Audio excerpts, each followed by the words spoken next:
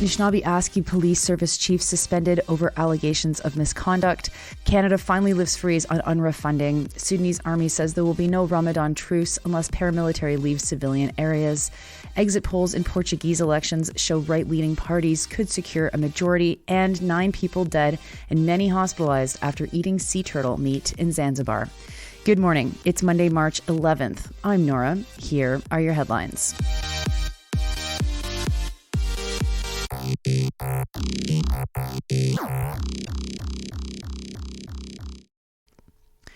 The chief of the largest First Nations police service in Canada has been suspended without pay. Chief Roland Morrison is facing an investigation over allegations of misconduct. He was first appointed as police chief of the Anishinaabe ASCII Police Service in April 2019. The board of directors of the police have not specified the nature of the allegations against Morrison, according to CBC. Deputy Chief Brad Deuce will serve as acting chief until the board appoints an interim one for the duration of the investigation. The Anishinaabe ASCII Police Service serves 34 First Nations communities across Northern Ontario. Now, an update on a story about Canada's funding of UNRWA that I brought to you last week. After days of confusion about whether or not Canada would be reinstating its funding to UNRWA, we finally have some definitive news. International Development Minister Ahmed Hussein confirmed in a press conference on Friday that Canada would be lifting the freeze of funding for the relief agency. As a reminder, Canada joined a number of other Western countries in suspending funding to the agency after Israel accused 12 of its employees of being involved in the October 7th attacks. According to CBC News, Ottawa received an interim report from the UN investigation of Israel's allegations and decided, based on that report, to reinstate funding. This decision comes as there's new reporting that UNRWA has accused Israel of torturing some of its detained employees, pressuring them to make false confessions about the agency's ties to Hamas. A document from UNRWA that was reviewed by Reuters said that several of the agency's detained staffers said that they, quote, experienced severe physical beatings, waterboarding, and threats of harm to family members, unquote. Sweden has also reinstated funding to the agency. All of this also comes as Israel continues to starve Palestinians in Gaza. As of the writing of this headline, 20 children in Gaza have died of starvation as attempts to get aid there have continued to fail. It's also important to note that today is the first day of Ramadan, the holy month of fasting for Muslims across the world. And so if you start Ramadan today, good luck with your fast, and I hope that you have a peaceful and reflective Ramadan. There were hopes that a ceasefire would be reached by the start of this month, but those talks have failed. Turning now to Sudan, where a Ramadan truce in that country is also looking unlikely. A senior member of the Sudanese Army has said that there won't be a truce unless the Rapid Support Forces leave homes and other civilian sites. The paramilitary did make a commitment to withdraw from civilian areas in U.S.-mediated talks last May. The statement from the Army comes after the United Nations Security Council passed a resolution that called for the immediate, quote, cessation of hostilities, unquote, before the start of the fasting month late last week.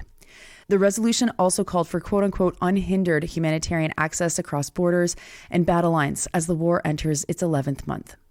Fighting has been relentlessly raging on since April 15th of last year between the Army and the RSF after a pact between the two to govern Sudan fell apart. Last year, the World Food Programme said that the war in Sudan threatened to trigger the world's largest hunger crisis, with more than 25 million people who are, quote, trapped in a spiral, unquote, of food security. Moving now to Europe, where the far right continues to take hold of the continent, and this time it's in Portugal.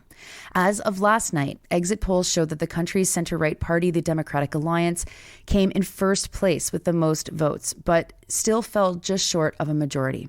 It was neck and neck with the incumbent Socialist Party, which came in second place with 28.7% of the vote. Meanwhile, the far-right party, Chega, came in third place with 19% of the vote, almost triple what it got in the country's 2022 elections. They called their results, quote, absolutely historic, unquote. And several European far-right leaders congratulated the party on their results.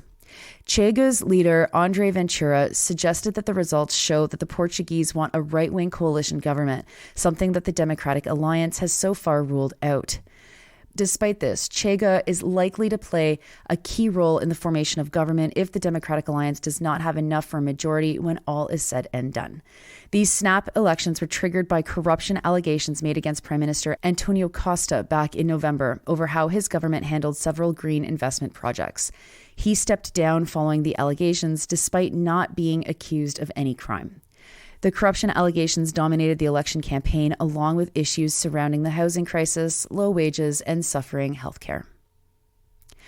And finally, 8 children and 1 adult have died, while 78 people have been hospitalized in Zanzibar after consuming sea turtle meat.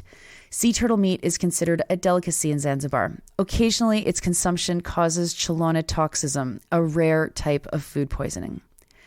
A local medical officer said that the adult was the mother of one of the children who died earlier, and that tests confirmed that all the victims did die because of the meat, which was consumed last Tuesday.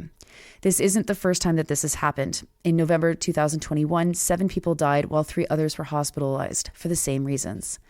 Authorities in Zanzibar sent a disaster management team to Pemba Island, where this happened, to tell people to stop consuming the meat.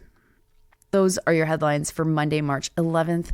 I'm Nora. You're listening to this podcast at sandynora.com, on the Real News Network podcast feed, and anywhere you get your podcasts. I hope you have a wonderful Monday. I hope the time change isn't kicking your ass. I mean, it probably is. It's kicking my ass this morning. That's why it's late this morning. But I'll talk to you tomorrow.